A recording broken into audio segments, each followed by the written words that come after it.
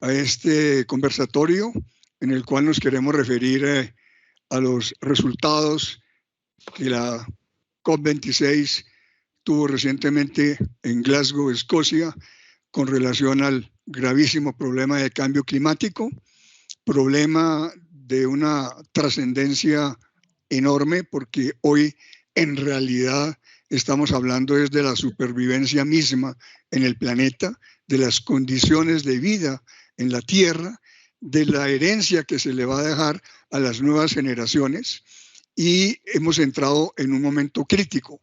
El tema no es nuevo, Naciones Unidas lleva más de 30 años discutiendo el tema, por eso ya va en la 26ª reunión.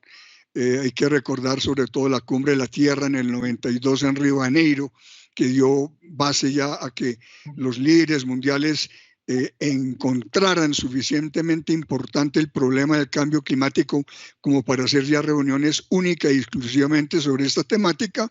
Sin embargo, pasados 30 años, pues, lamentablemente no puede decir uno que los resultados sean brillantes. Hubo primero el Acuerdo de Tokio, donde los países desarrollados iniciaron algunos compromisos. La transición de Tokio al Acuerdo de París fue compleja, se perdieron como 3 años, y cuando se llegó en 2015 a la reunión de París, pues también se hablaba de una última oportunidad para que ya el planeta se diera unos compromisos serios en esta materia. Pasados 5 años, y donde además la pandemia interrumpió esto porque la reunión debería haber sido hace un año y se hubo que aplazarla un año hasta el 2021. El hecho es que pasados 5 años del Acuerdo de París, pues todavía se sigue hablando y mirando con enorme preocupación los pocos avances en la materia. Por eso también la reunión de Glasgow fue calificada por muchos como una reunión, una última oportunidad, una cumbre fundamental, donde todo el mundo estaba pendiente entonces de los resultados. Y como vamos a ver en este conversatorio, pues no se perdió el tiempo del todo, pero no se lograron tampoco los resultados esperados. Se quería mayores avances de los logrados, pero por otro lado hay que reconocer que temas inclusive que nunca habían sido abordados, ahora fueron abordados, y aunque no fue de manera general, hubo ya grupos de países que empezaron a adquirir compromisos puntuales para temas muy importantes. Temas ya como el problema del metano que acompaña al dióxido de carbono, el tema de deforestación, de que se ha abordado también por algunos de manera especial, el no seguir financiando ya desarrollos de energías fósiles contaminantes, sin causar también un poquito la parte financiera. En fin, hay una serie de compromisos que los vamos a ir viendo en el conversatorio que implican algún avance, pero no se logró todavía medidas que garanticen y aseguren que el objetivo fundamental de no pasar de 1,5 grados en el aumento de la temperatura se logre. Hoy en día los cálculos del panel es de unos 2.3, 2.4 y a final de siglo, si no hay las medidas suficientes, 2.7. El hecho es que prácticamente todos los técnicos están de acuerdo en que el planeta tiene que hacer un esfuerzo para no pasar los 2 grados centígrados de aumento en la temperatura. Si solo hoy, con 1 y pico que hemos aumentado, estamos ya en un planeta rodeado de desastres naturales todos los días, porque hoy todos los días estamos con huracanes, inundaciones, sequías, incendios, es decir, la naturaleza está cobrándole a la humanidad el maltrato recibido. Pues en este momento los resultados de Glasgow, el gran problema es que no aseguran todavía que el objetivo de 1.5 se pueda lograr. O sea, esto le sigue dando camino a las siguientes conferencias para tratar de profundizar. Esa parte la veremos un poquito al final del conversatorio, lo que se puede venir ya en las reuniones siguientes en Egipto y en Emiratos Árabes Unidos, que son las siguientes COP.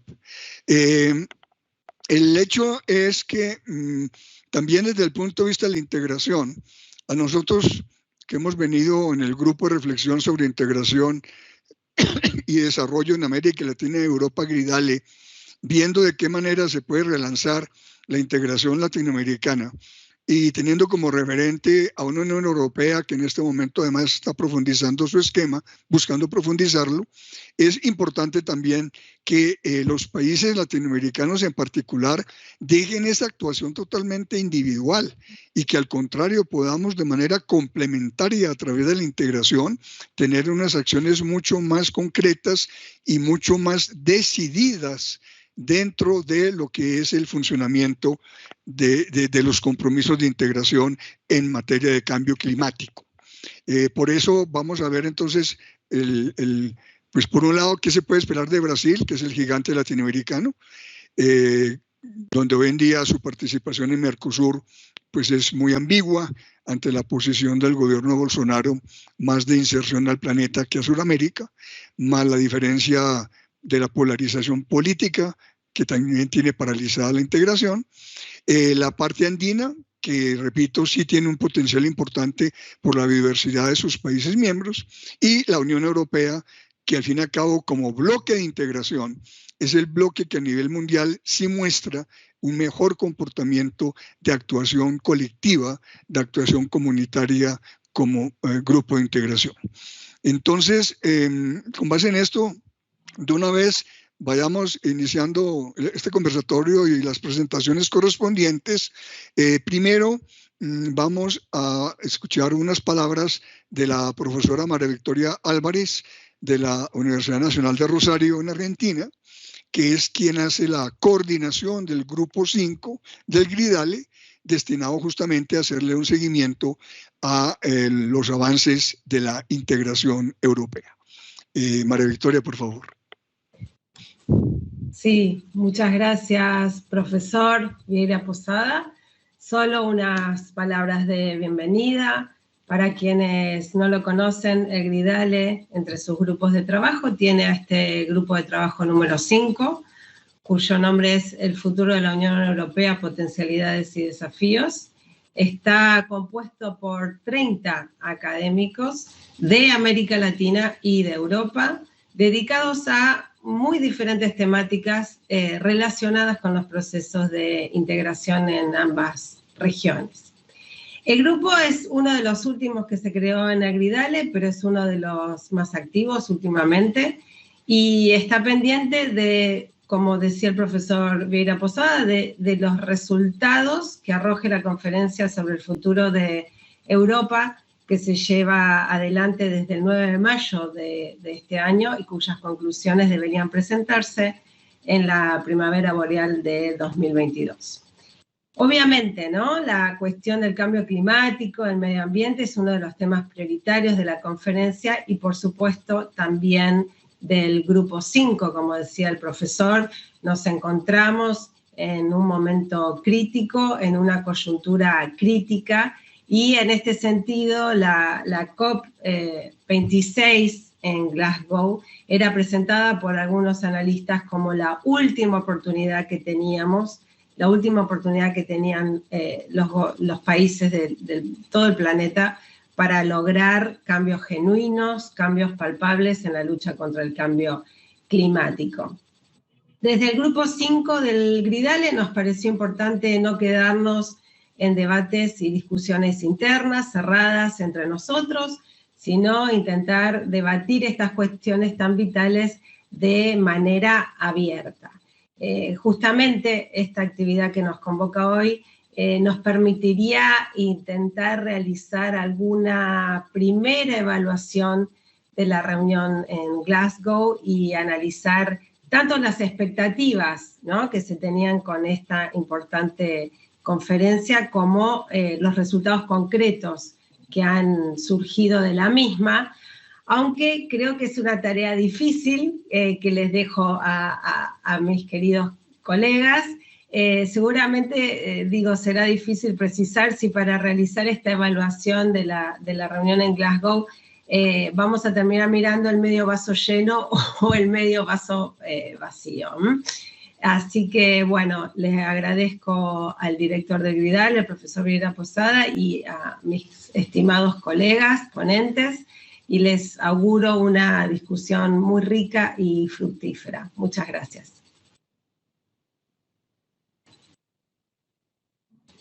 Profesor, está silenciado. Muchísimas gracias, María Victoria. Bueno, vamos a iniciar entonces ya unos comentarios directos sobre los resultados de la reunión de Glasgow. Yo señalaría de entrada como el mismo ambiente de la reunión fue un ambiente que una vez más, como en París, no pudo culminar en la fecha prevista. Aquí también en Glasgow hubo que correr un día más a ver si se podía cerrar la declaración final. Lamentablemente no se pudo y hubo que dar hasta el día sábado. Y fue muy llamativo y destacado por los medios la reacción inclusive del presidente británico de la reunión en su decepción total ante los cambios producidos, por ejemplo, con relación al carbón, donde países en desarrollo como India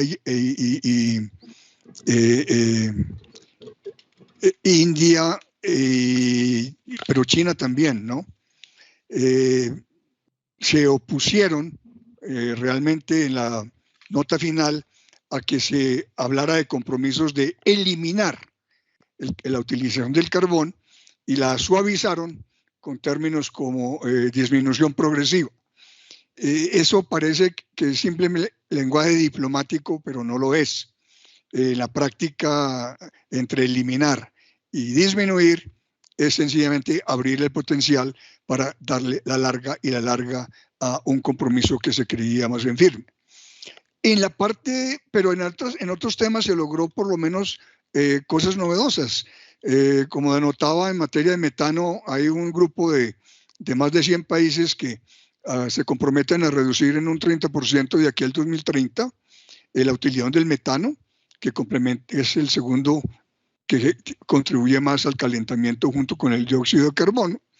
Y estuvo también los 120 países más o menos que adquirieron el compromiso para, en materia de deforestación, finalizar esta al 2030. Si eso se complementa también con algunas medidas, por ejemplo, sobre entre el 2035 y el 2040, que no haya ya más venta de automóviles con motores de combustión interna, compromiso de más de 100 países, o de que una treintena de estados no financien más, no haya más financiamiento público en proyectos de combustibles fósiles como petróleo y gas. El iniciar la discusión de compromisos para finalizar la concesión de subsidios y subvenciones a las energías fósiles, que contradictoriamente todavía hoy sigue siendo mayor la suma dedicada por los países a subvencionar energías fósiles que a trabajar las nuevas energías limpias sustitutivas. Pero, y para el carbón, el compromiso de más de 40 países de salir del carbón entre el 2030 y el 2040, lo cual abre ya de una vez un escenario para países como Colombia, cuyos dos renglones principales de exportación son carbón y petróleo, a que tienen que precisamente hacia el futuro cambiar sencillamente su modelo productivo y su modelo de comercio exterior, que no puede seguir fundamentado en energías fósiles contaminantes, sino hacer la transición a energías limpias. Pero entonces, sigamos ya el debate, dándole la palabra a la profesora Yamile Matadiz, que es de la Universidad de Minas Gerais, de Brasil, perdón, y que como Brasil pues tiene cosas importantes que opinar, porque el peso de Brasil, por ejemplo, frente a ese compromiso de deforestación es absoluto. Sin meternos en política directamente, muchos dudan del alcance real del compromiso del gobierno de Bolsonaro, porque al fin y al cabo las medidas aplicadas hasta ahora internamente en Brasil van en contravía de este compromiso. Este compromiso se ve más como una cuestión de juego político, de congraciarse un poco en la escena internacional, pero no se le ven mayores posibilidades. Bueno, alrededor de este tema, la deforestación y otros compromisos en los cuales Brasil juega un papel clave, le doy la palabra a la profesora Yamile. Buenos días, muchas gracias, profesor Vieira Posada, por la invitación y también por Gridal, por invitarme a ese conversatorio. Quisiera también agradecer al profesor, mi maestro, Molina del Pozo, por la indicación de mi nombre. También quiero excusarme porque no hablo español, hablo portuñol, pero yo creo que se me puede entender. Por si acaso no, podemos después quitar algunas dudas. Yo también quisiera saludar a mis compañeras aquí de panel, a la doctora Laura González Crespo y a la doctora María Victoria Álvarez, que están aquí con nosotros hoy. Y bueno, yo hice una pequeña presentación porque yo sé que el tiempo es muy corto para hablar, yo creo que de 3 puntos principales de la conferencia de Glasgow y la posición de Brasil. Yo no sé si consigo aquí abrir la presentación, a ver si puedo. No, a ver, un momentito, aquí está.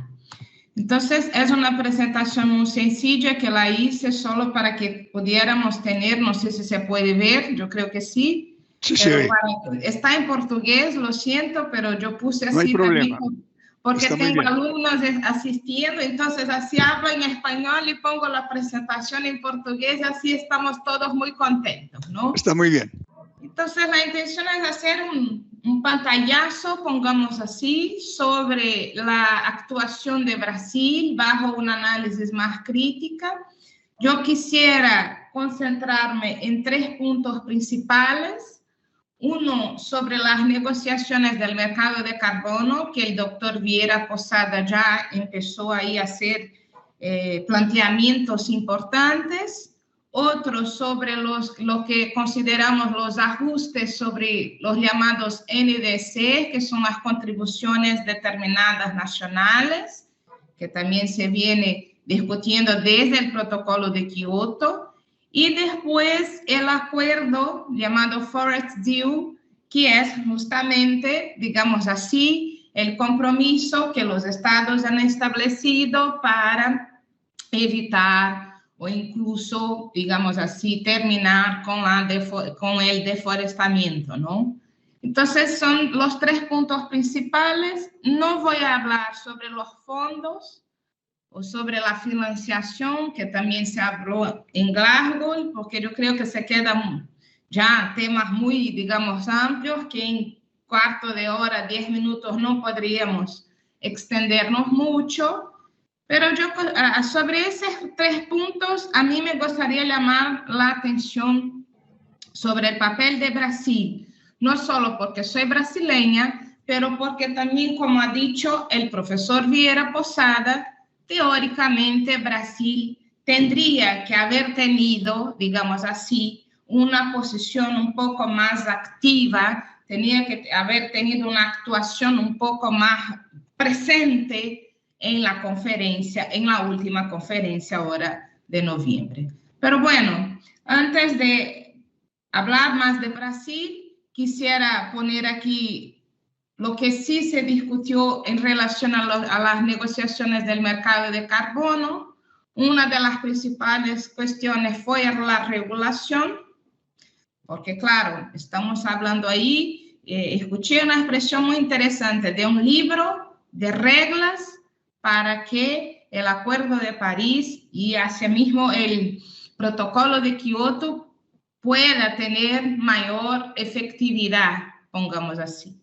Entonces, se hace necesario hacer, digamos, un esfuerzo de regulación de ese mercado para que los estados puedan cumplir tanto los compromisos que ya habían asumido por su parte en Kioto, en la década de los 90, 2000, y ahora en el Acuerdo de París.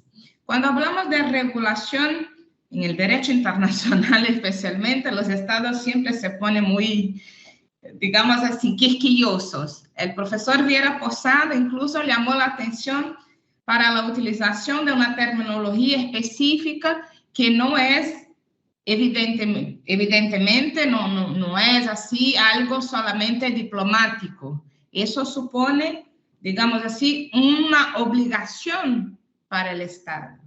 Y por eso la discusión si es reducir, disminuir, extinguir, terminar, en fin, porque eso supone una obligación. Las palabras en derecho tienen fuerza.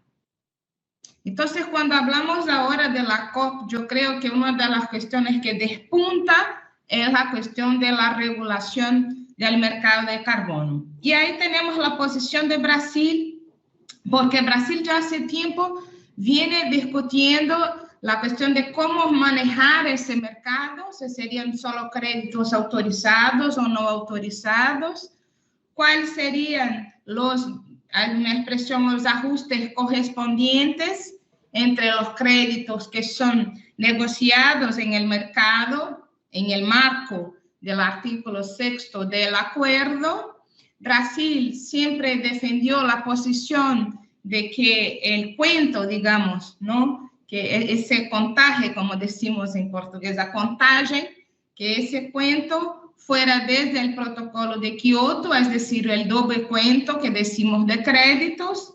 La Unión Europea ha defendido que ese cuento, digamos así, fuera a partir de 2021 y al final lo que se consiguió fue un acuerdo de medio término, pongamos así, donde los créditos empezarán a contarse, digamos así, a partir de 2013-2021, pero al mismo tiempo hubo una propuesta japonesa que Brasil también adhiere sobre algo que se llama créditos no autorizados.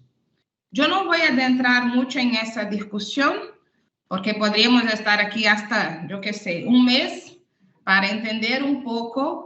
Pero esos créditos no autorizados fueron muy criticados, ese posible mercado de créditos no autorizados ha sido muy criticado por las organizaciones no gubernamentales por la sencilla razón que, en cierto modo, pongamos así, estarían fuera de un monitoreo oficial de los órganos responsables.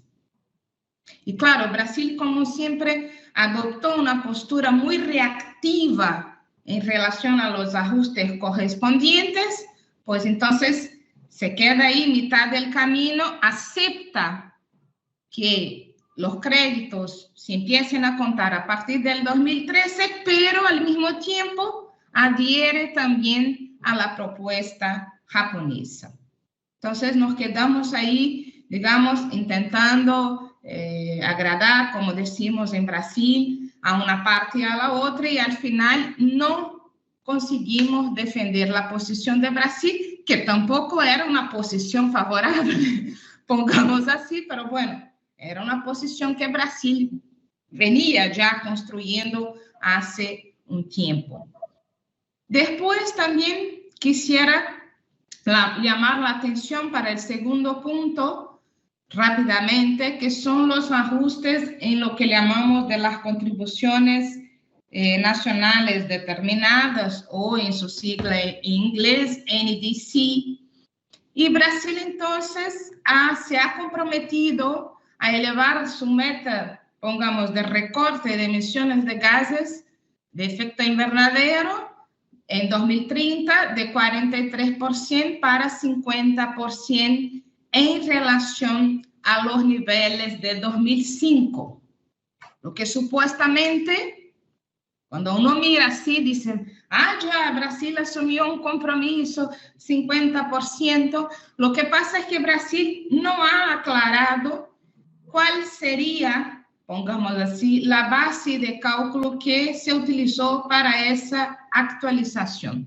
Lo que Brasil hace es una cuestión muy interesante, hay ahí varios estudios al respecto de eso. Lo que Brasil hace es cambiar la metodología de cálculo para decir que va a incrementar el nivel de protección a partir de una meta más elevada de recorte de emisiones de gases, pero en verdad es más del mismo, es más de lo mismo, es decir, se cambian los aspectos técnicos, pero en definitiva el resultado al final, como señalan algunos críticos, será el mismo, es decir, se presenta un número, que decimos en Brasil, un número bonito, algo así que, bueno, cuando miras dices, ya Brasil está bien, pero al final cuando se cambia la metodología de la base de cálculo, se percibe, se nota que Brasil en verdad no está asumiendo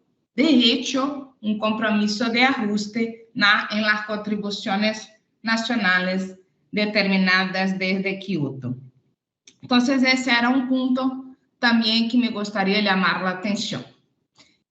Y aquí también traemos aquí, solo a efectos un poco de aclarar esa cuestión, cómo fueron calculadas las metas y por eso decimos que, en definitiva, sería efectivamente presentar más del mismo.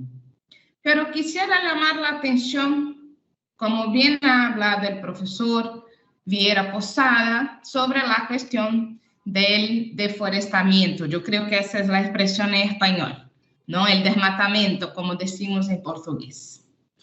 Pues bien, Brasil, como todos sabéis, como saben ustedes, está ahora mismo en una situación ambiental de catástrofe, de un nivel absoluto de ausencia de protección efectiva, pero no solo de Amazonia, que bueno, la Amazonía es la pantalla principal de Brasil, pero también de otros ecosistemas, pongamos así, importantes para la región y para el mundo.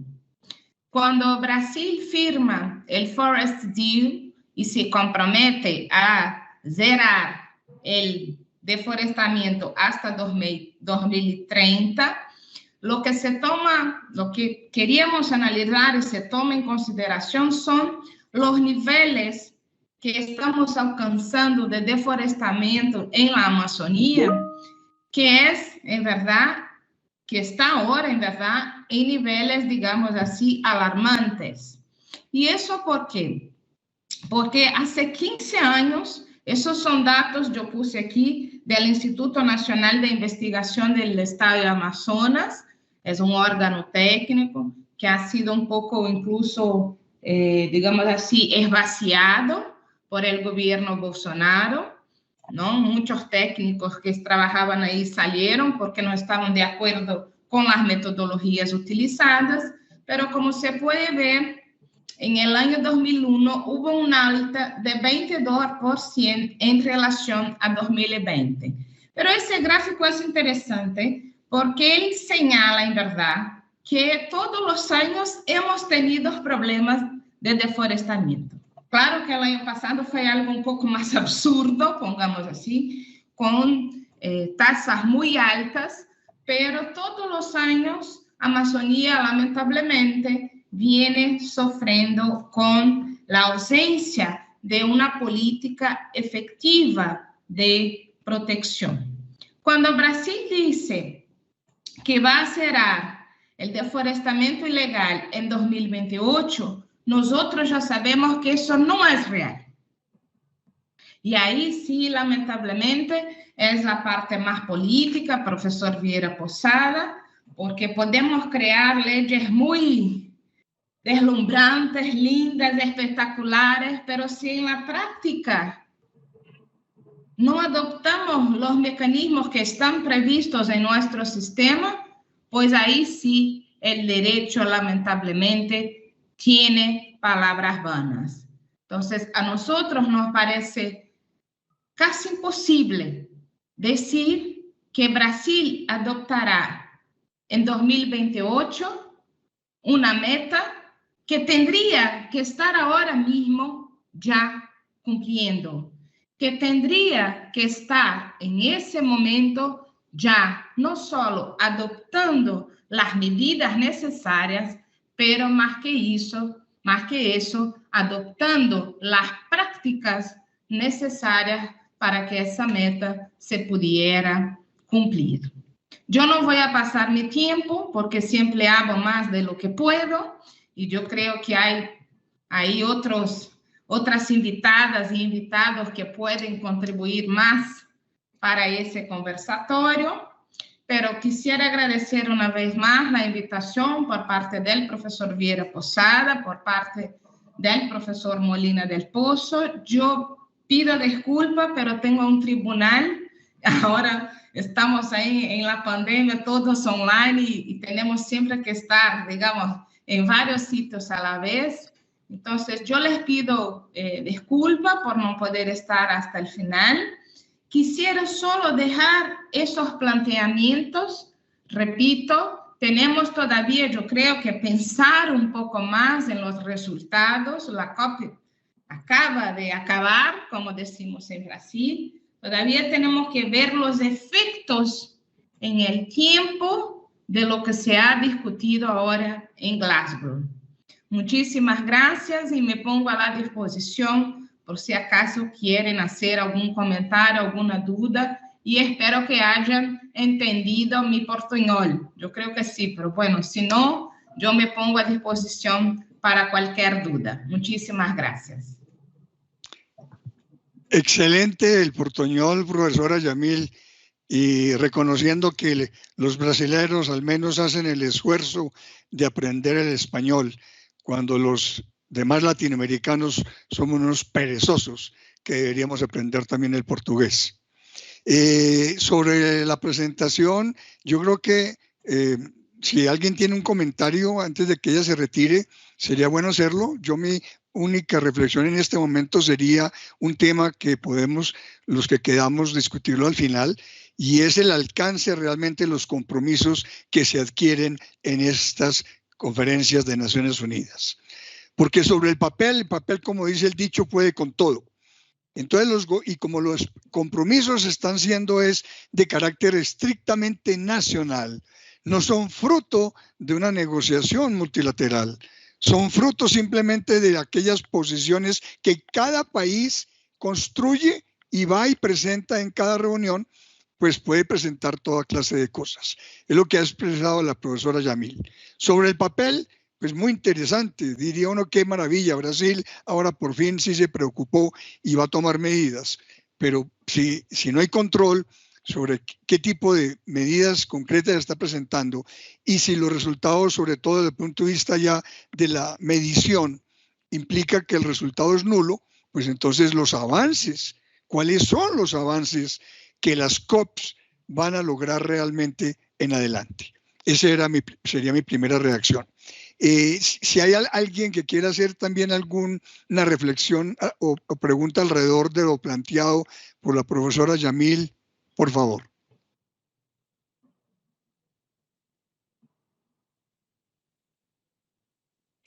Carlos Miclófono.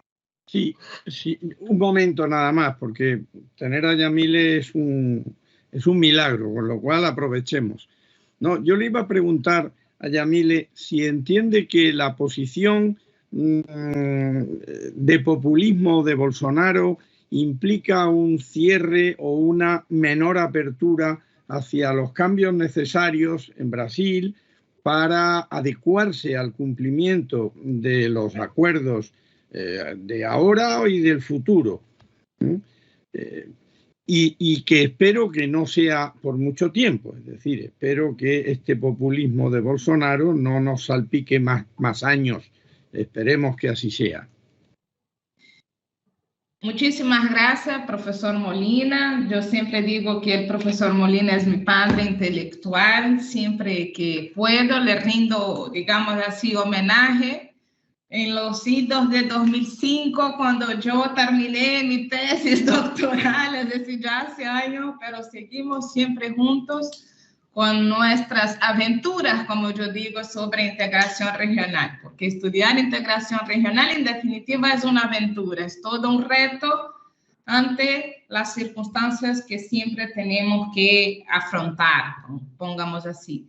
La pregunta es muy importante y yo diría que sí, pero yo, como siempre, intento hacer un análisis técnico. Repito, el problema, por ejemplo, de Amazonía no es un problema de Bolsonaro, es un problema que se viene gestando a lo largo del tiempo, que ha empeorado muchísimo, por supuesto, porque el gobierno Bolsonaro ha dejado ya claro que no se preocupa lo más mínimo por las cuestiones ambientales. Al revés, hemos tenido ya prueba de que actúa en contra de la protección ambiental en su más amplia concepción, porque cuando hablamos de eso no estamos hablando solo de la cuestión de la naturaleza, pero, por ejemplo, también de las comunidades indígenas.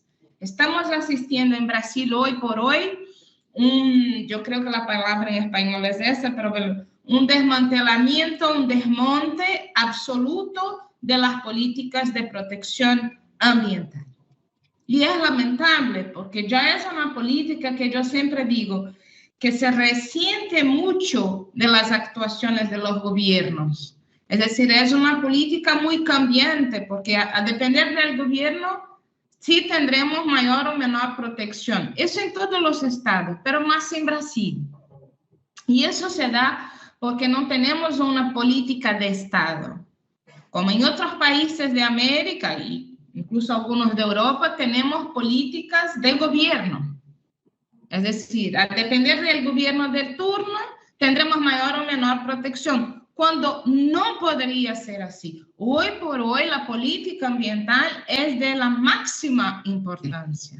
La Unión Europea reconoce, por ejemplo, esa afirmación cuando incluye en el Tratado de Funcionamiento el artículo 11 sobre el principio de la integración ambiental en los planes, programas y las directivas sobre evaluación de impacto, tanto estratégico como de emprendimientos, es decir. Entonces, no vemos, lamentablemente, por parte del gobierno Bolsonaro, la más mínima posibilidad de que se adopte, digamos así, un mayor grado de protección ambiental.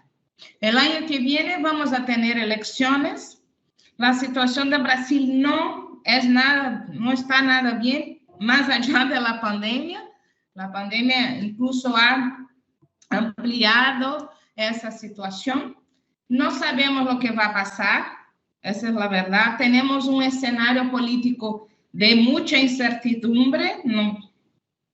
Estamos ahí con dos candidatos más fuertes, pero aparecen otros, y Brasil tiene una cuestión política interesante porque en los últimos 30 años tuvimos candidatos que aparecieron de la nada y se han llevado. Caso de Collor de Mello, ¿no? Que en un año se hizo su campaña y después pasó por un proceso de impeachment, de impedimento. Entonces, no sé. Yo sé que lo que no podemos dejar es de defender la democracia. Yo otro día estaba en una conferencia con el profesor Molina del Pozo y dije que hoy en el mundo tenemos dos problemas. Uno es la necesidad de reforzar el Estado de Derecho, el Estado democrático de Derecho, porque sin democracia no podemos vivir. Eso yo creo que ya se da por sentado, pongamos así. Y la otra situación es el desarrollo sostenible. Yo creo que son las dos claves, digamos así, de inflexión que tenemos que tener para que podamos hablar de un mundo un poco más justo, de un mundo un poco más armónico, sin muchos conflictos. Entonces, profesor Carlos, no lo sé. Todo va a depender de las elecciones del año que viene, que ojalá puedan salir de la mejor forma posible y que podamos por lo menos respirar, porque hoy no respiramos siempre así, pero literalmente, pero que podamos respirar un poco más tranquilos. Muchas gracias. Gracias. Muchas gracias, profesora Yamile. Yo agregaría una sola reflexión sobre esto, que ha sido una problemática que está detrás de todos los compromisos que se están asumiendo a nivel mundial. Y es una diferencia que lleva ya décadas entre el mundo desarrollado y el mundo en desarrollo. El mundo en desarrollo considera que si el mundo desarrollado en su momento hizo uso, por ejemplo, de los bosques, también los países en desarrollo en su proceso de crecimiento tienen derecho a hacer uso de los bosques. Lo que ocurre, en mi opinión muy personal, es que esa posición es romántica y muy válida como principio general, pero en la coyuntura actual no podemos pegarnos que porque el mundo desarrollado destruyó bosques, Brasil o Indonesia, para coger dos ejemplos típicos en dos continentes, pueden seguir arrasando con los bosques. Los bosques hoy en día, en pulmones como el Amazonas, es una reserva de la humanidad y es el planeta el que tiene que estar ya decidiendo el futuro de la Amazonía. Y eso, una vez más, sin meter política, no se va a hacer con el gobierno de Bolsonaro. O sea que esperar a ver qué se viene en Brasil para ver una realidad mayor sobre el cumplimiento de los compromisos. ¿Hay algún otro comentario sobre la presentación de la profesora Yamile? Vamos entonces a continuar. Enseguida vamos a ver entonces la situación de la Unión Europea, que como decía, es al fin y al cabo el grupo de naciones que han logrado definir unas políticas comunitarias que desde el punto de vista de la integración son realmente un ejemplo a nivel mundial. Entonces, le vamos a dar la palabra primero al profesor Carlos Molina del Pozo, quien ha venido estudiando lo de la Unión Europea durante toda su vida, es de los mayores conocedores que hay sobre este proceso de integración, para que nos dé unas reflexiones sobre su punto de vista con relación al rol de la Unión Europea frente a Glasgow. Profesor Carlos, por favor. Muchas gracias, Edgar. Muchas gracias al profesor Vieira Posada por su invitación a participar en este seminario. Muchas gracias, María Victoria, también, nuestra coordinadora del 5º grupo de Iridale dedicado a los temas europeos. Muchas gracias a las expositoras, tanto a la profesora Silvana como a la profesora Yamile y, por ser la más joven, a la profesora Laura, que pronto también será doctora, y que, bueno, pues me alegra, me congratula estar entre ellas exponiendo esta tarde un tema tan importante y que está teniendo tanto calado y viene teniendo tanto calado en los últimos años, décadas, en la Unión Europea. La Unión Europea, si me permiten ustedes, puso en marcha una política de protección del medio ambiente que todos conocemos, que todos sabemos. Fue un poco, digamos que, no olviden que la Conferencia de Estocolmo, aquella que Naciones Unidas inventó y puso en marcha en el año 72, estuvo de alguna forma, estuvo auspiciada por Naciones Unidas, pero quien más vela ardió en esa cumbre fue la Unión Europea. Entonces eran las comunidades europeas. Fíjense que no existía en los tratados fundacionales ninguna alusión al tema ambiental, porque era un concepto que no existía, físicamente no existía en los años 50 cuando se crearon las comunidades europeas. Sin embargo, muy acertadamente, las comunidades europeas, a través de la Comisión, su órgano ejecutivo, sí que se planteó estar presente en esa conferencia de Naciones Unidas y apoyar absolutamente la puesta en marcha de una política interna relativa al medio ambiente. Y así fue. Se eligieron una serie de instrumentos jurídicos, como fueron nada más y nada menos que los famosos programas de acción común, que todavía siguen después de tantos años, pero se puso en marcha el primer programa de acción común en materia de medio ambiente, que yo particularmente lo encuadro y lo pongo siempre de ejemplo a mis alumnos por una sencilla razón, porque los programas de acción común en la pirámide jerárquica de normas de fuentes del derecho comunitario, yo los incluyo dentro de lo que son las las fuentes sui generis que denomino. Son fuentes sui generis que además, dentro de las fuentes sui generis que podrían ser obligatorias, son no obligatorias. Es decir, que los programas de acción común en materia de medio ambiente, en este caso, eran unos instrumentos jurídicos que estaban aceptados poner en marcha, que lo único que forjaban era unas perspectivas de derecho, no eran unos derechos, eran perspectivas de un deber ser, un querer llegar a, pero no podían ejercer porque no tenía la competencia las comunidades europeas en aquel momento para poder articular otra cosa que fuera directamente obligatoria y cosas de esas, ¿no? Entonces, a través de esos programas de acción común y por su deriva, se iban convirtiendo y apareciendo directivas, como que no aparecía nada, pero en base a esos programas, que eran programas como un programa electoral, luego hay cosas que se cumplen y cosas que no, pero un programa de acción común en materia de medio ambiente preconizaba una serie de elementos que posteriormente se iban identificando con normas jurídicas que sí eran obligatorias, como las directivas, pero muy poco a poco, derivación de normas obligatorias, directivas generalmente. Pero la Unión Europea siempre ha estado a la cabeza de los estados más protectores, tanto del medio ambiente como de la lucha contra el cambio climático, desde que apareció el libro blanco para la lucha contra el cambio climático hace ya más de una década, y que bueno, pues se sigue trabajando y se sigue hablando de ese tema por doquier. Han aparecido se han adoptado una serie de medidas para conseguir los objetivos en materia de medio ambiente y de lucha contra el cambio climático. A la cabeza de la lucha contra el cambio climático, yo diría que incluso de la mano una vez más de las Naciones Unidas, pues se han hecho grandes esfuerzos por parte de la Unión Europea, grandes esfuerzos a nivel normativo. La Unión Europea ha sido y es signataria de los acuerdos de París, por supuesto, y de los anteriores, y es líder en su cumplimiento. Yo diría que la Unión Europea tiene o ha tenido, antes de la cumbre de Glasgow, ha tenido el máximo de interés, y así lo ha manifestado reiteradamente, en que la COP26 tuviese éxito.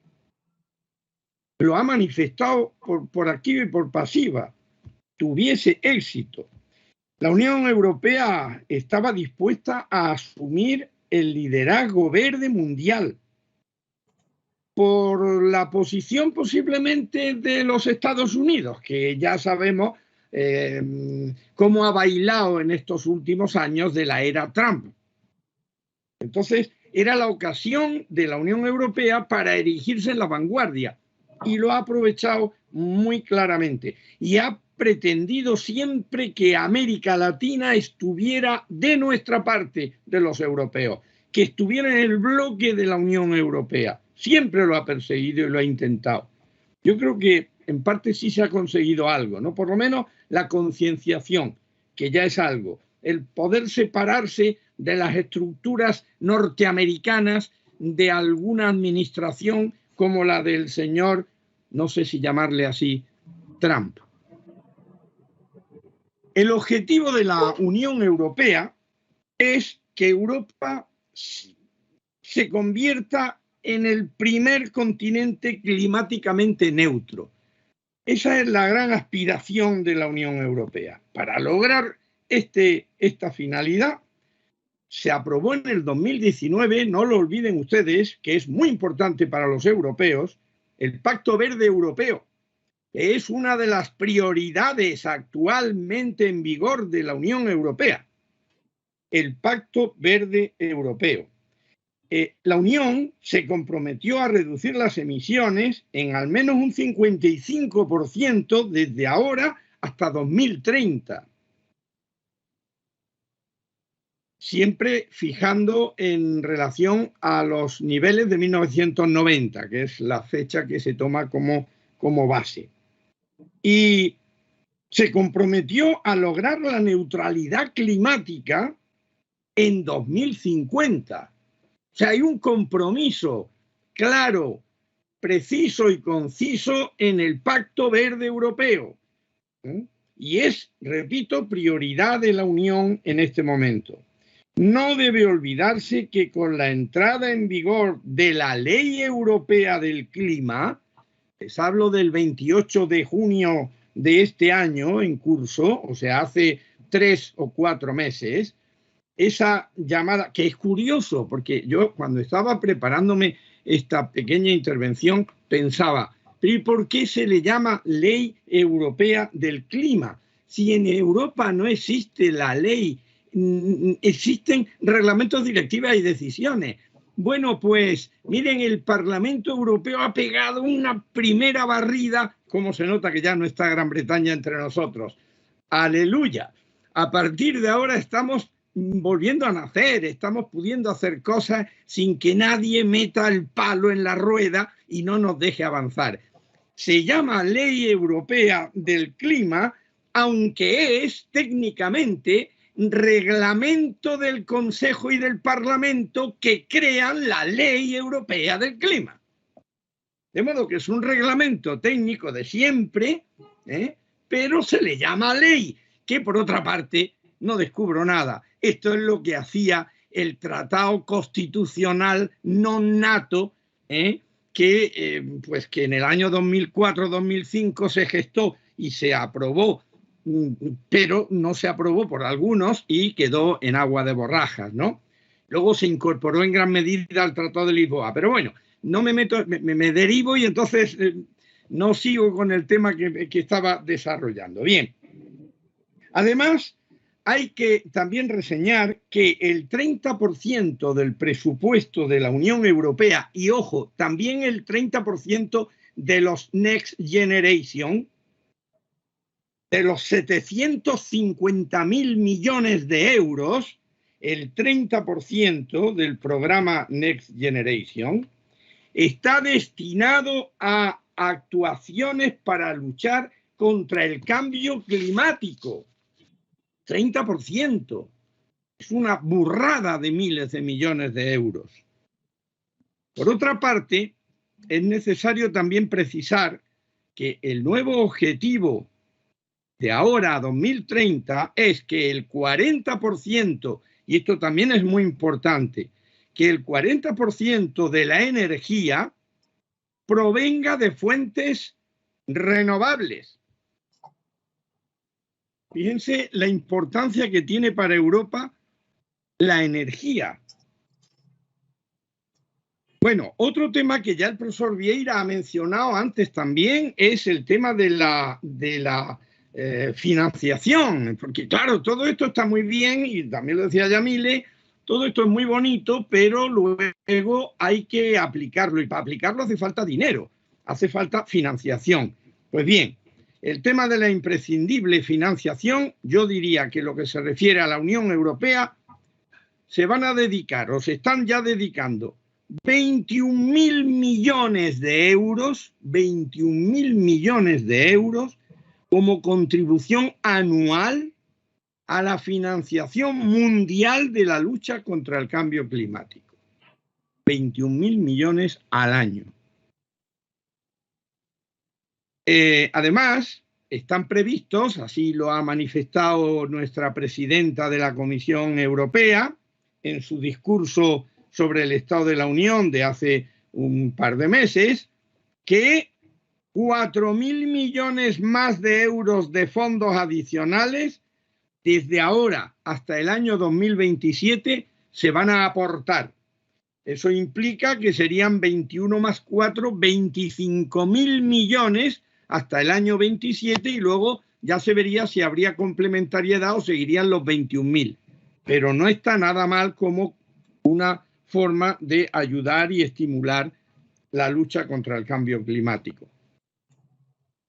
Estos dineros, esta financiación, evidentemente es para contribuir de alguna manera a la acción a nivel internacional en materia de lucha contra el cambio climático. O sea, que no es una posición, una actuación absolutamente europeísta, sino que es europea pensando en un ordenamiento internacional, en un sujeto internacional y siempre con el respaldo de Naciones Unidas, siempre.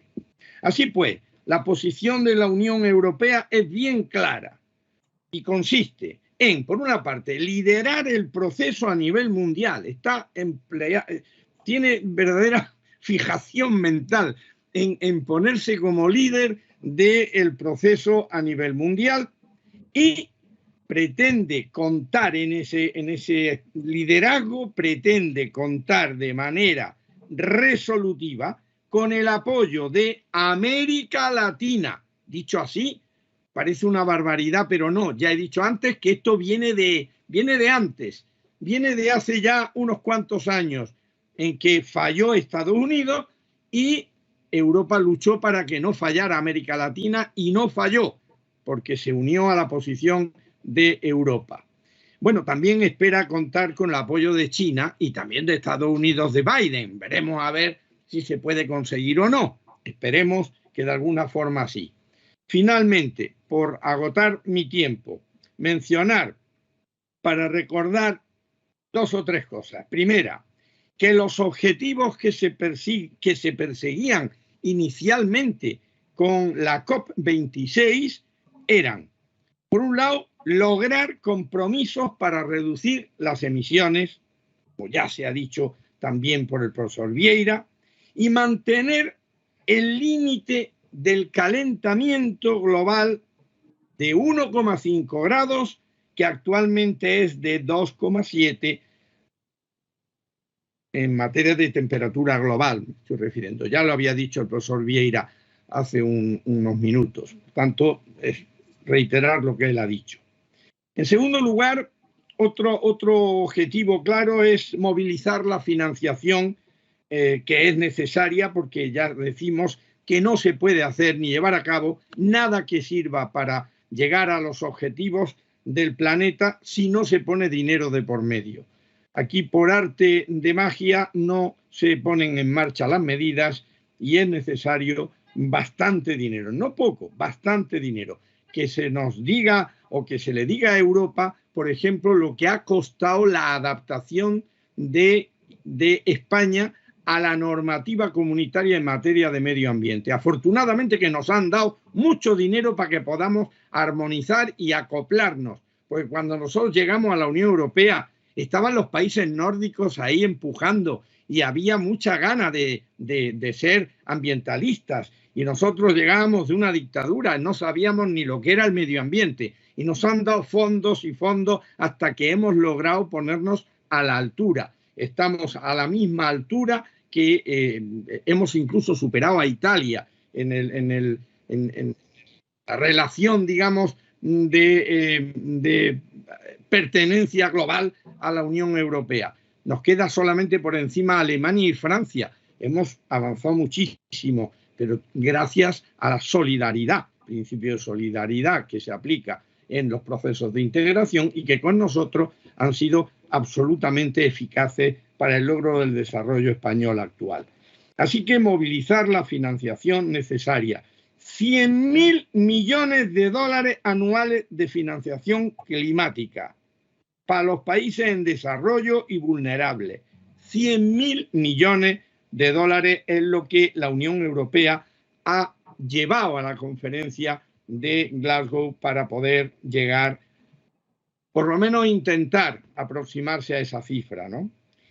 Y también se ha intentado conseguir, y yo creo que eso sí se ha conseguido, también se ha mencionado ya aquí esta tarde, perdón, he dicho esta tarde, esta mañana en Colombia, esta tarde en España, se ha pretendido conseguir un acuerdo, y creo que se ha conseguido, en relación con el Reglamento de París, para que se cumpla el Acuerdo de París, ese famoso libro de reglas que antes hablabais alguno otro de vosotros, ¿verdad? No sé si era María Victoria o eras tú, Edgar, pero habéis hablado del reglamento, del libro de reglas que implica Bueno, esto parece que se ha podido adoptar con luchas por los contenidos, incluso del artículo 6 famoso, que no ha sido muy posible llegar a tener en su totalidad el acuerdo. Bueno, como veis, el tema es amplio, el tema desde la Unión Europea se ha planteado desde el primer momento con ánimos de ganar la batalla, de impulsar aún más, de que Estados Unidos, porque ahí ha habido un más y un menos, de que Estados Unidos vea la voluntad política que tiene la Unión Europea de seguir adelante y que no le ha importado que los Estados Unidos hayan pasado una fase trumpiana en la que se hayan descolgado de las medidas que se habían adoptado y se hayan salido de París y no hayan querido hacer. Poco nos ha importado a los europeos, que estamos, os lo aseguro, absolutamente convencidos de la necesidad que tenemos de tirar para adelante y de llevar adelante ese liderazgo con todo el que quiera estar con nosotros. Muchas gracias. Muchísimas gracias al profesor Molina del Pozo. Clarísima la presentación, clarísimo el liderazgo de la Unión Europea, clarísimo el referente para la integración latinoamericana. Sigamos entonces, para al final más bien si hay algún espacio comentamos algo, pero para dar la oportunidad de que las dos panelistas pendientes hagan su presentación con calma. Profesora doctoranda Laura González, por favor, y enseguida Silvana. Sí, hola, muy buenos días a todos y muchas gracias por cederme la palabra. En primer lugar, y antes de comenzar, me gustaría muchísimo agradecer al profesor Carlos Molina del Pozo, quien también es mi maestro, al igual que de Yamile, por darme la oportunidad de participar de este conversatorio de su mano, por haber pensado en mí para ello, igualmente a la plataforma de Gridale y al profesor Vieira Posada por hacerlo posible. Para mí es un gusto estar aquí con vosotros en el día de hoy e intentaré aportar mi granito de arena al conversatorio en la medida de lo posible. Para comenzar, tomando como mías las palabras del profesor Molina del Pozo, que ha hecho una excelente introducción sobre el estado de la materia en la Unión Europea y sobre algunos de los objetivos que se perseguían con la COP26, me voy a referir por una parte a los resultados de la COP26 propiamente dichos, sin ánimo de exhaustividad, porque realmente, como mencionabais antes, es un tema muy amplio, y a la implicación que ha tenido la Unión Europea justamente en que se puedan conseguir esos resultados. Y bueno, luego os referiré un poco a alguna que otra conclusión que creo que compartimos en su mayoría el profesor Molina del Pozo y yo, porque hemos hablado sobre esta cuestión preparando este conversatorio y en algún otro momento también. Entonces, partiendo de la base de lo ya comentado por el profesor Molina del Pozo, podemos preguntarnos qué es lo que se ha conseguido y qué papel ha tenido la Unión Europea en este sentido.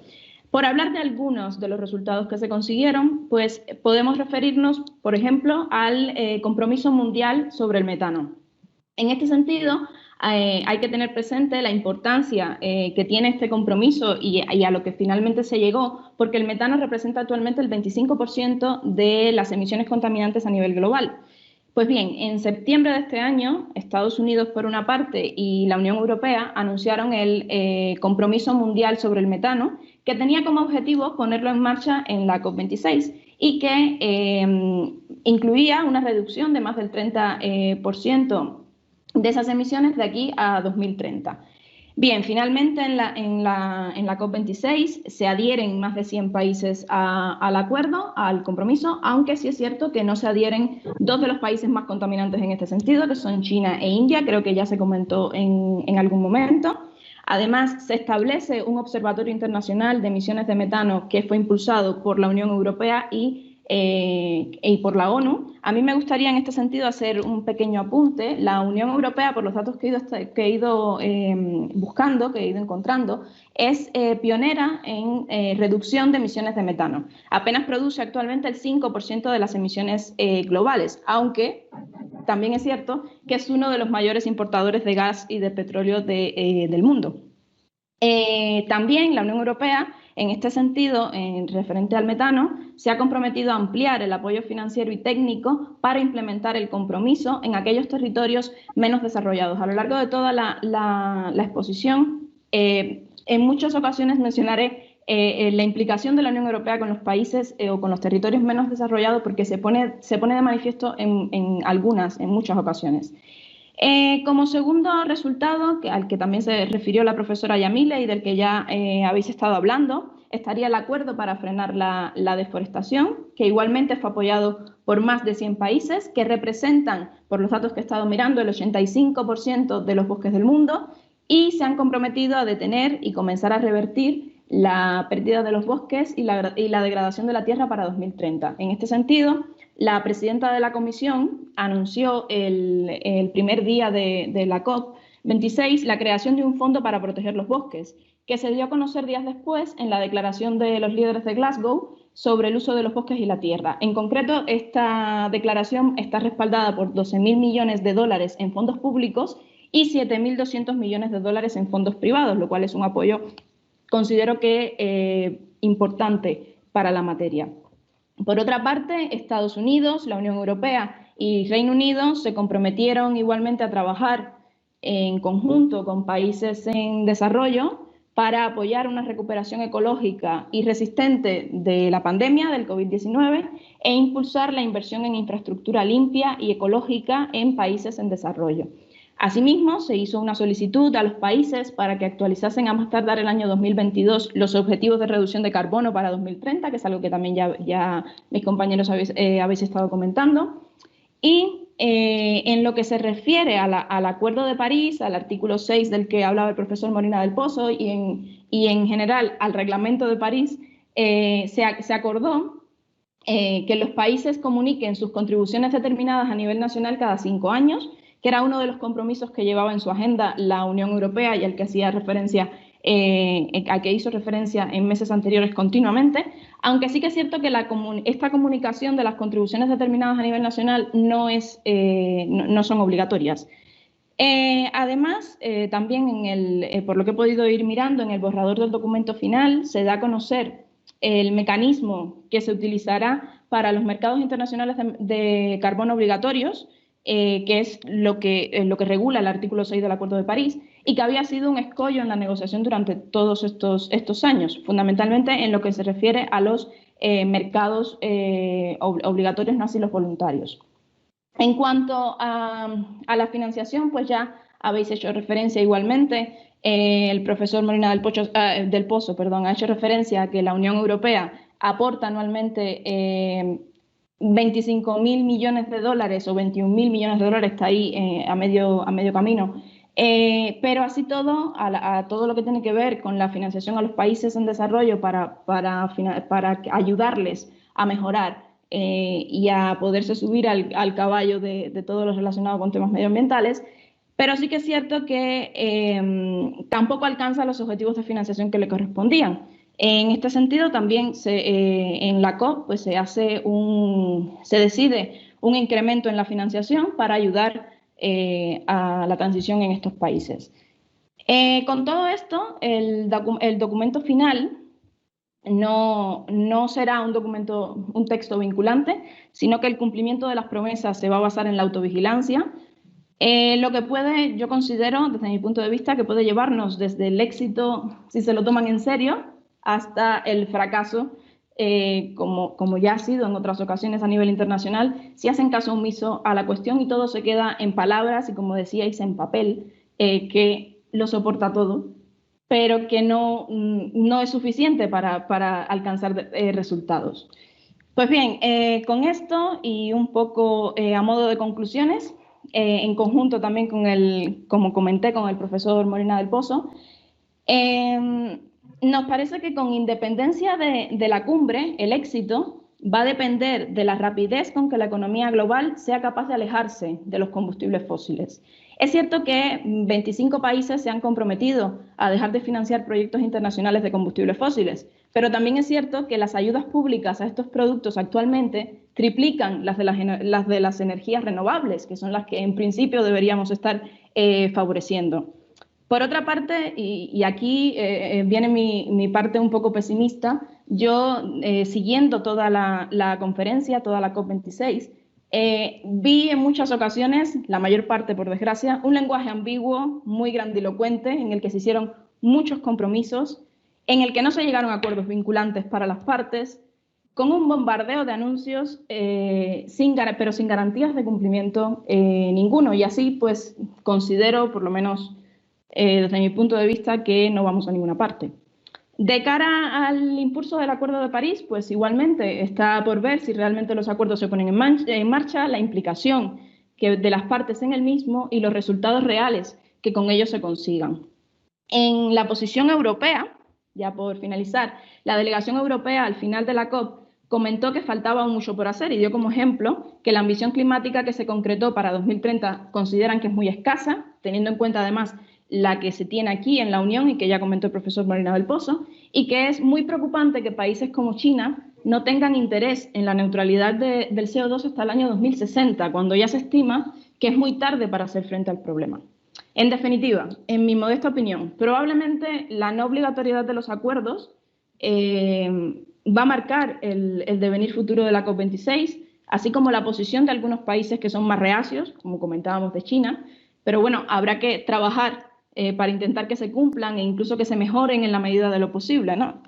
Aún así, sí considero que este tipo de conferencias, de cumbres, permiten que la temática se mantenga viva. Es una forma de conseguir que se hable del problema medioambiental, que es un problema global, que es un problema de todos y que, por tanto, todos deberíamos estar colaborando para mejorarlo, ¿no? Y pues nada más, agradeceros nuevamente el permitirme estar con vosotros. Creo que he cumplido con el tiempo, ¿no me he pasado? Sí. Y quedo a vuestra disposición para lo que entendáis. Muchas gracias. Muchísimas gracias, Laura. Muy precisa, muy concreta y muy clara la exposición. Démosle la palabra finalmente entonces a la profesora Silvana Insignares de la Universidad del Norte de Barranquilla y luego hacemos entre todos un cierre breve. Silvana, por favor. Bueno, buenos días para todos los asistentes a este evento. Muchísimas gracias al Gridale por crear estos espacios y permitir a todos aquellos entusiastas por estos temas, no solamente en materia ambiental, sino en los temas de integración, nos podamos reunir y a partir de un debate académico exponer nuestras posiciones y puntos de vista.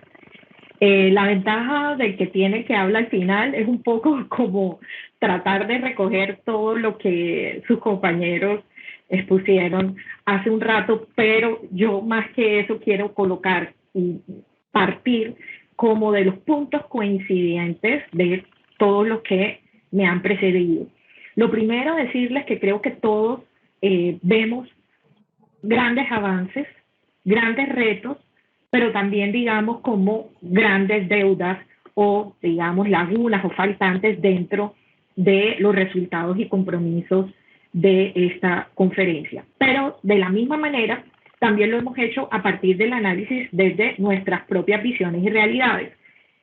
Como la Unión Europea siempre es un referente en América Latina, quiero partir de ahí. Primero, señalar cómo esos compromisos afectan de manera directa a los países latinoamericanos y partir de esta realidad que incluye a los países latinoamericanos y del proceso y un proceso de integración en específico como es la comunidad andina.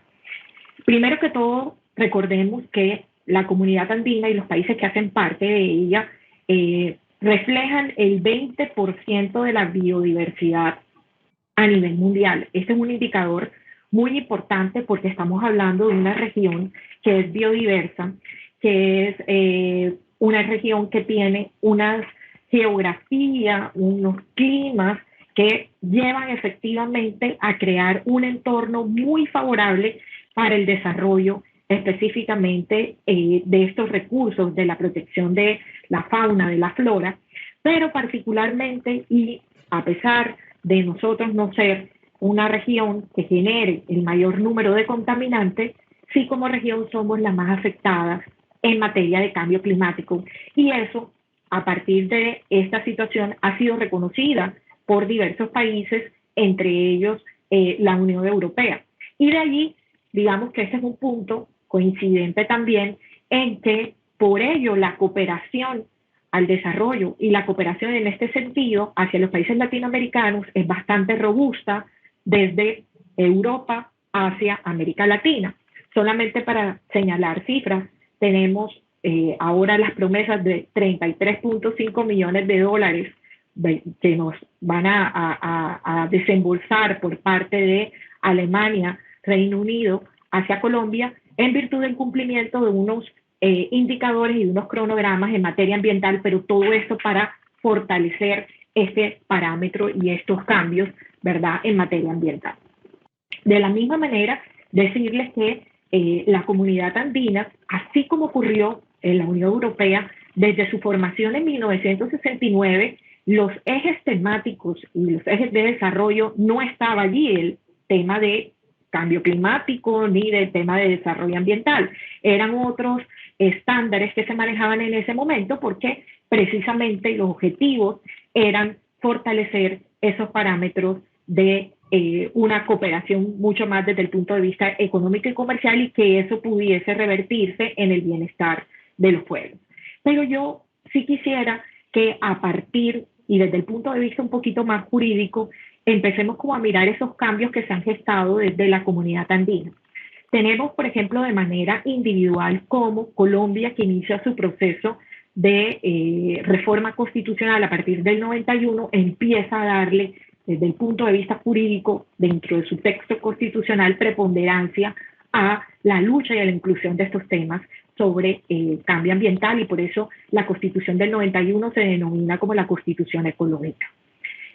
Y en ese mismo sentido encontramos a partir de la década del 2000 Bolivia y Ecuador haciendo reivindicaciones muy fuertes sobre la protección al medio ambiente y a esos quehaceres y ese conocimiento ancestral de los indígenas sobre la protección, ¿verdad?, de la Pachamama. Luego, bueno, Perú también dentro de ese proceso. Pero, ¿qué pasa con estos países miembros de la comunidad andina? Como países individuales se han comprometido a nivel de cumplimiento de obligaciones internacionales para suscribir, por ejemplo, el Acuerdo de París y otros acuerdos sobre conservación de recursos, sobre tráfico de fauna, sobre control de minería ilegal, pero nuevamente les digo, esfuerzos individuales. Ahora, desde el ámbito de la comunidad andina, es cierto que los países andinos, a través, por ejemplo, del Pacto de Leticia, del Pacto Global para los Páramos, del Pacto Andino de Salud y Cambio Climático, y podemos decir que estas iniciativas son de hace un año y medio, son recientes, la agenda ambiental se ha fortalecido.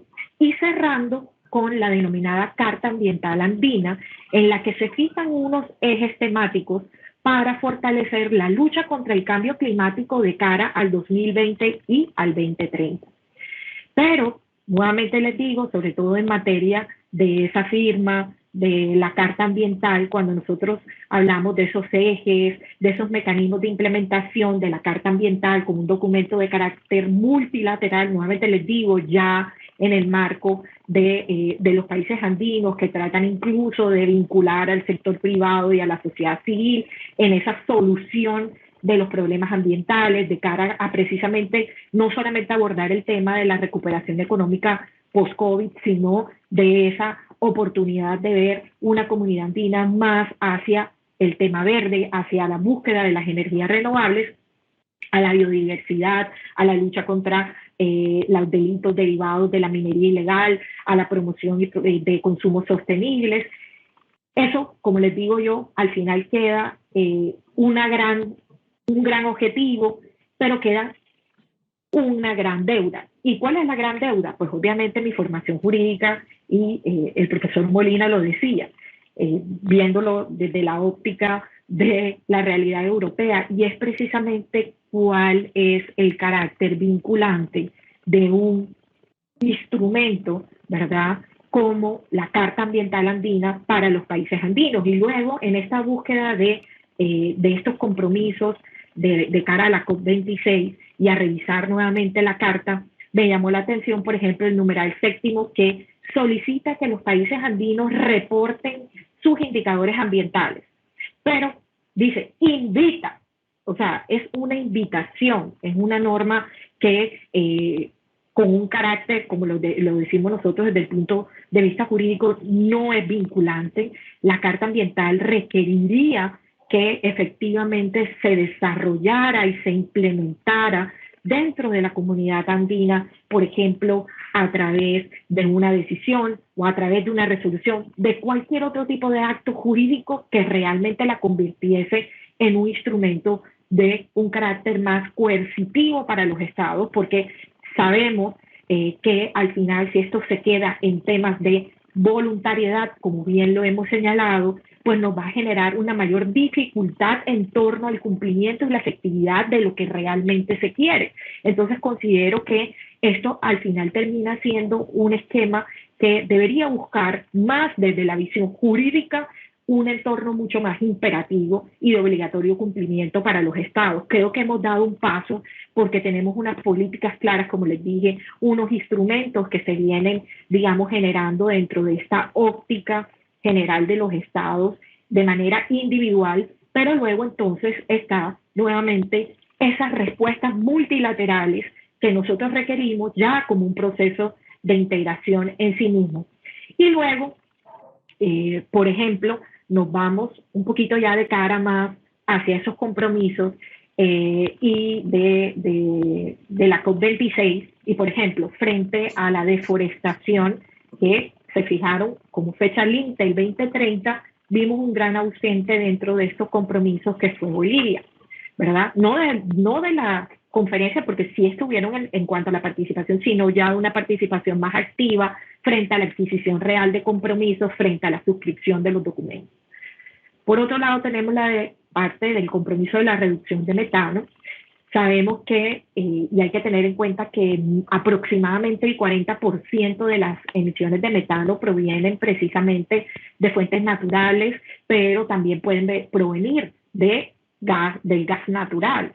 Sabemos, por ejemplo, que Bolivia tiene grandes reservas en materia de gas natural, en materia de sus exportaciones. En América Latina destacamos, por ejemplo, el compromiso y el ingreso de Argentina, de Brasil, de Chile, pero Bolivia, por ejemplo, que es lo que nos interesa a nosotros en el ámbito de la comunidad andina, tampoco, digamos, tuvo un pronunciamiento frente al tema. Luego, respecto del carbón, encontramos que el compromiso está dado, como lo hemos anunciado, hacia acelerar esa transición energética, a reducir, por ejemplo, el uso del carbono, porque sabemos que son de los mayores contribuyentes a estos efectos del cambio climático, y que se requieren efectivamente un mayor compromiso frente a las energías limpias. Entonces, aquí vemos Ecuador, Chile, ¿verdad?, como países firmantes específicamente de ese compromiso, ausentes en este caso Perú, Bolivia y Colombia específicamente sobre este punto. Luego, otro de los compromisos importantes está relacionado con la zona ecológica libre de pesca, que me parece que es una de las grandes conquistas o digamos de los grandes logros a partir también de estas conferencias, y tiene que ver con el corredor de la costa pacífica en el que está Colombia, en el que está Ecuador, ¿verdad? Acá se busca tener esa reserva marina grande y sobre todo resguardar a toda esa población migrante dentro de esta zona específicamente. Entonces, digamos que para el caso específico de esas reglamentaciones y sobre todo derivadas, por ejemplo, de la Carta Ambiental Andina, tenemos que hay que fortalecer y buscar un punto de coordinación entre los compromisos adquiridos a partir de la COP26 frente también a esos ejes temáticos planteados dentro de la Carta Ambiental, porque ¿qué veo y qué observo? ¿O cuál puede ser mi gran inquietud? Que se empiece a diseminar esos grandes compromisos, primero que todo, a atomizar en cada uno de los estados, y al final el ambiente es un compromiso global. No se logren los resultados que todos estamos esperando. Ahora bien, la posición de Colombia me ha parecido interesante porque lo que ha dicho es, no esperemos a que los otros cumplan, empecemos nosotros. Eso también hay que rescatarlo. Pero de todas maneras, nuevamente decimos, con esfuerzos individuales tampoco vamos a lograr lo que nosotros pretendemos. Entonces, de todas maneras, y muy a pesar de estos compromisos y de la posición, por ejemplo, de Colombia frente al liderazgo que quiere ejercer dentro de América Latina, así como el profesor Molina lo señaló de Europa, que lo quiere ejercer para el mundo y que lo ha empezado mucho antes de la COP26, vemos que Colombia tiene una posición de líder en materia ambiental dentro de la comunidad andina, a través de distintos, digamos, gestiones que se han desarrollado, por ejemplo, frente a la protección de sujetos, desde el punto de vista de los sujetos de la naturaleza, de proliferación y, digamos, de poder relacionar ya de manera específica delitos de naturaleza ambiental, de hablar de ciudades, de biociudades y de fortalecer ese programa de biociudades, de programas para eliminar, ¿verdad? Y lograr esa neutralidad en materia de carbono, siembra de 1 millón de más de millones de árboles, conservación de ecosistemas. Es decir, aquí hay unas propuestas concretas, pero nuevamente les digo, lideradas al interior de cada estado. A pesar de Bolivia, como les decía, no estar de manera directa firmando estos compromisos, sí tuvo una posición muy fuerte como vocera, ¿verdad?, dentro de la COP26, y sabemos que es un país también que le interesa mucho el tema de la protección de sus recursos naturales. Pero, como les digo, intentemos nosotros, y ya de cara a conclusión, tratar nosotros de gestionar y de ver cómo logramos que esta normatividad dentro de la comunidad andina cree un carácter vinculante. Adicionalmente, que esos indicadores, por ejemplo, ambientales de la decisión 699 sean unos indicadores concertados en conjunto y que nuevamente esos indicadores no sean fruto de una posibilidad que tengan los estados de remítala si usted quiere. No, remítala y vamos haciendo un control real y efectivo, porque si no tenemos un control real y efectivo, si no tenemos una voz desde esa naturaleza multilateral que es la comunidad andina, los esfuerzos se van a terminar diluyendo a nivel interno de cada uno de los estados. Y sabemos que este vehículo es de una atracción de varios y que uno solo no va a lograr efectivamente un mayor avance. Entonces, esto es como en términos generales y estoy obviamente dispuesta a continuar la discusión entre todos. Muchas gracias. Muchas gracias, Silvana. Una vez más, está claro que el problema de actuar de manera individual es una de las limitaciones más grandes que tenemos en esto. Por eso insistimos en que los procesos mismos de integración no pueden ellos mismos dejar que las medidas sean opcionales a nivel de cada país. Hay que tomar medidas comunitarias, consensuadas y obligatorias, medibles, seguibles, en fin, que realmente lleven a algo. Porque lo que acaba de escribir Silvana con relación a la CAN, pues lo estamos viendo también en muchas de las cosas de lo que maneja la COP26, de una cantidad de medidas que, o como se presentó en el caso de Brasil, los indicadores que se utilizan son acomodaticios, no hay tampoco un seguimiento claro y compromiso puntual. Los compromisos son totalmente dispares. Unos países, la Unión Europea, de manera consensuada, sí adquiere compromisos ya mucho más claros, 2030, 40, 50. Otros todavía se vienen con compromisos que al 2060, lo cual es tremendamente gaseoso. Es decir, creo que el problema principal para que esto funcione es el trabajo consensuado entre países de manera multilateral y la obligatoriedad y brevedad en el plazo para poder responder a la angustia que tiene la situación climática. 1 o 2 minutos, si hay alguna reflexión individual para que cerremos. Sí, si me permitís, yo simplemente con este tema, porque es que es el tema clave. O sea, aquí no estamos hablando de tonterías, de chorradas, como diríamos en España. Estamos hablando de un tema muy complicado y de un tema muy importante para el futuro del universo. Y por tanto, o nos lo tomamos en serio o vamos a reventar todo. Seguramente tú y yo, Edgar, sobre todo yo, no lo voy a ver. Pero la gente joven, yo cuando miro a mis hijos y sobre todo a mis nietos, digo, ¿qué va a ser de estos críos? ¿Qué van a vivir? ¿Qué le estamos dejando? Y lleva razón Silvana en lo que está diciendo. Es que no se puede hacer invitar a los que quieran. La participación es maravillosa, pero el que quiera puede venir, el que no venga no se le pasa nada. Esto se acabó. Esto se acabó. Llevamos ya unas cuantas décadas, desde el año 72, que se puso en marcha el concepto de medio ambiente y de protección del medio ambiente. Y yo le invitaría a la Comunidad Andina de Naciones a que recogiera, ya que siempre se cogen cosas perdón por lo de coger, estoy hablando en el sentido del verbo agarrar.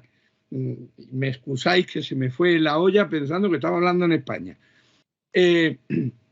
Quiero decir que hay que utilizar instrumentos jurídicos que la Comunidad Andina sean capaces de vincular a todos, aunque sea empezando por alguno que no vincule obligatoriamente al principio, pero que dé la capacidad en el tiempo de irse adhiriendo, en fin, pero hay que buscar el canal, hay que buscar el canal. Por eso yo os sugeriría que mirarais, tanto que miráis a la experiencia europea, mirar los programas de acción común en materia de medio ambiente, porque son ejemplos de verdad increíbles a seguir por todos los procesos de integración.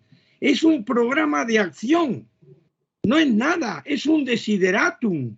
Sin embargo, poco a poco, piano a piano, ese programa se ha ido deslizando para crear normas jurídicas de obligado cumplimiento, con o sin armonización previa de los Estados miembros, pero ahí está la norma, ahí está la directiva. Y ahora ya, con la Ley Europea del Clima, el reglamento, el que no necesita nada, porque es una superley, no requiere, como es sabido, ni adopción de transposiciones de los Estados, ni nada de nada de nada. Aplicabilidad directa, efecto directo, primacía, posibilidad de alegación, todas las características del derecho comunitario las cumple.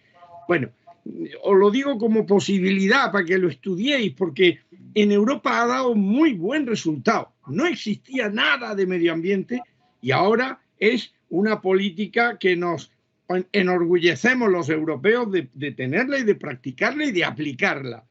Así que ojalá que la Comunidad Andina pudiera hacer exactamente igual. Y lo mismo digo en el Mercosur o en Centroamérica, ¿no? Ojalá, ojalá. ¿Cómo no?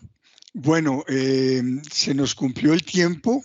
No sé si Laura o Silvana quieren agregar una cosa muy breve. Entonces, pues muchísimas gracias por la participación. Creo que se ha cumplido perfectamente con el objetivo buscado.